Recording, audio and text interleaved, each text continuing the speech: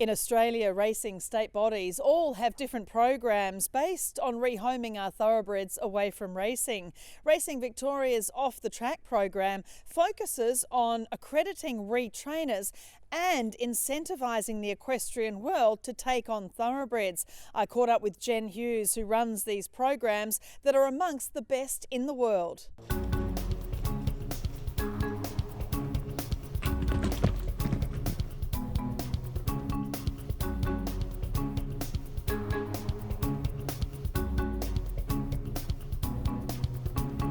Jen, it's incredible the work you do every year. So many acknowledged trainers and rehoming hundreds of horses, plus having so many events and clinics. It's a huge program in place already that years of work have contributed to. Yeah, absolutely. Off the Track's been around for over 6 years now, and previously it was very much focused on creating demand for off-the-track horses by having the sponsored events, and then we also brought in the Acknowledged Retrainers Network, and we've now got over 60 of those, and in the last 18 months we've been just building on those foundations. Just explain a bit about the funding model. Obviously, you know, most of your funding does come from the percentage of prize money. Yeah, so in Victoria, from 1st of January 2020, 2% of prize money is being put towards equine welfare, and that's before, during and after racing, so that includes the post-racing programs.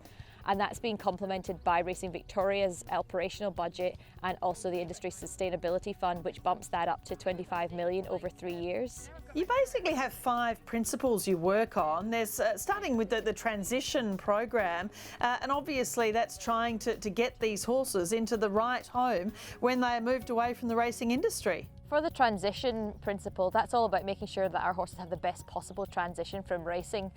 And we've got our network of acknowledged retrainers, which play a key role in that, and that's also complemented by our Reset programme, which was launched last year. The way that programme works is that anyone is open to apply, and they go through a fairly extensive application form with references, and they also submit a video of them riding, and there's a riding assessment. Following on from that, there may be a telephone interview if there's any extra questions to be asked. And then we also have a site visit where we go out and assess the facilities that they've got, talk to them about what they are hoping to achieve from being an acknowledged retrainer, and also do an in-person riding assessment, because the riding is a very important part of being an acknowledged retrainer.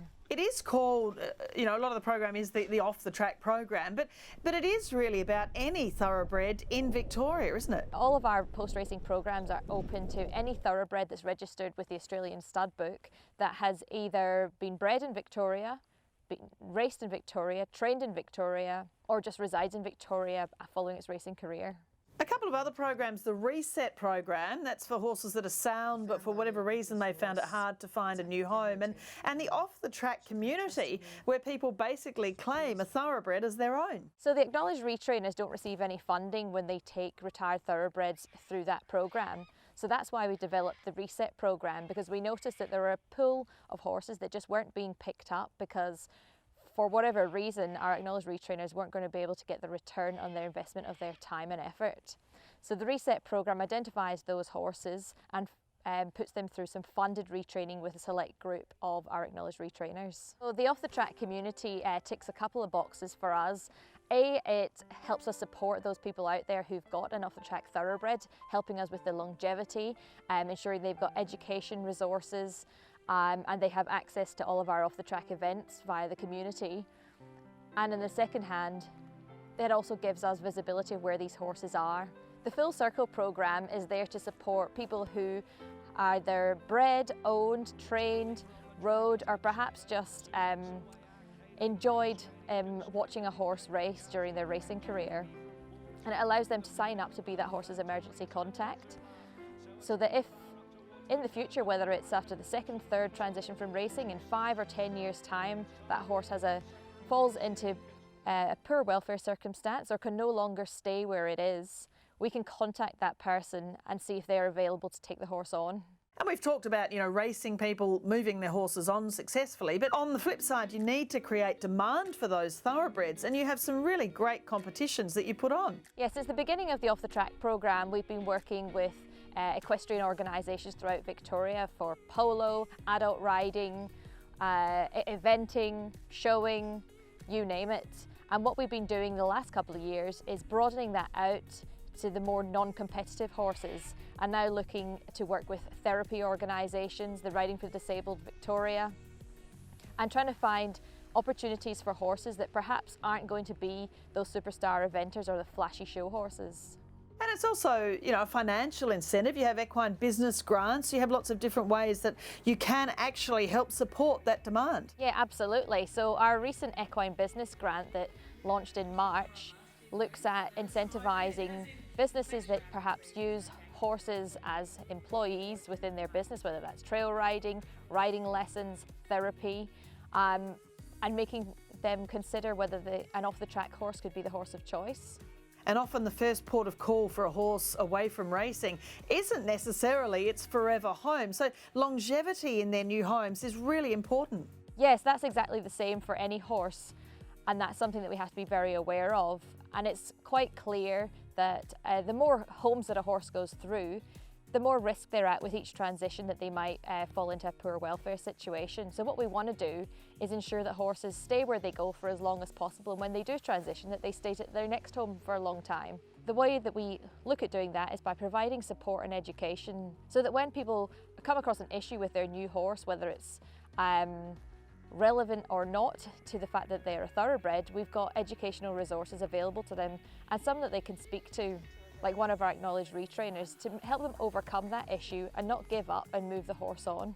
And despite your great program, some horses can still slip through the net. There are so many, particularly around Victoria and right around Australia. What can you do for them? Well, for any horse really, including thoroughbreds, some will fall through the cracks regardless of how good the programs are we've got in place. So what we've got there to tick those off are our safety net programs, which include having our equine welfare officers conducting inspections and investigations, often alongside the RSPCA, so that when we're alerted to a potential welfare issue, we can get out there, offer support, and through doing that we can identify horses that might need our emergency aid, or to enter our foster program where they can go somewhere for short-term care until we can find out what the long-term pathway for them is. Something that comes up at international forums and is discussed worldwide is the case for euthanasia when a horse really needs to have a humane end of life. What's your criteria on that for a thoroughbred? Yeah, so Racing Victoria launched this on-site humane euthanasia program in April this year, and we've got 5 criteria for horses to meet to be eligible for that program. The program is aimed at horses where the owner has already made the decision that euthanasia is the best welfare outcome for that horse, and what we're just doing is incentivising that to be done at home on farm rather than travelling anywhere. And the eligibility criteria are that the horse either needs a veterinary certificate indicating a chronic injury or illness, has a veterinary certificate indicating that it has a body condition score of 1 or below. It has been subject to a direction by an RSPCA inspector or a steward that euthanasia is the best welfare outcome for them, or a declaration from the owner that the horse is behaviourally dangerous and not suitable to be rehomed, or the 5th option, which is there have been 2 attempts to rehome the horse that have been unsuccessful, and one of those attempts has to be through Racing Victoria's post-racing programs, and that gives us some level of confidence through all of the avenues that we've explored that that horse really can't be rehomed, and so far we haven't had any that have satisfied that criteria. There is a lot of talk about the need for a national program that oversees the state bodies, or a national body. Obviously Racing New South Wales has a different model to Victoria, controlling the retraining, and WA combines bits of both the 2 major eastern state models. Do you think it's better to go state by state or to have an overarching body? From my perspective, I think with anything in racing, there are things that can be done on a national basis and things that can be done state-based, and often it's a combination of both. The way that we work just now, I speak regularly to my equivalents in the other states, and we all have similar objectives, but we achieve them in a slightly different way, and I don't think that that's necessarily a problem, because we also have different sides of industries, so we've got different numbers of horses to be working with, we've got different funding models and different money available. Understanding that it's got to be, one size doesn't fit all, and perhaps what works well in one state isn't going to work well elsewhere, and I'd probably just focus my efforts on the end goal, and sometimes it might be a different method.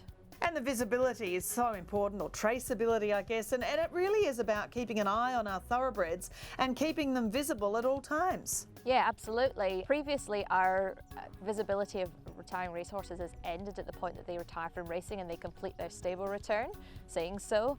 And what we're now focusing on trying to do is play in a space where we have absolutely no jurisdiction and incentivise people to tell us where their off-the-track horses are. And that's what the off-the-track community does, is we've created a place where people can register themselves and the horse that they've got, tell us where they are, and in return receive benefits, education, competitions, events and merchandise. It's really exciting. The support in particular that we've had from Racing Victoria's board, with the funding allowing us to get all these programmes off the ground, and then engaging with the various stakeholders within the industry and within the equestrian industry, and realising that we're all actually trying to do the same thing, and lots of people are doing really good things already. And what we're doing with Racing Victoria is providing a structure to facilitate the good work that everybody else is already doing.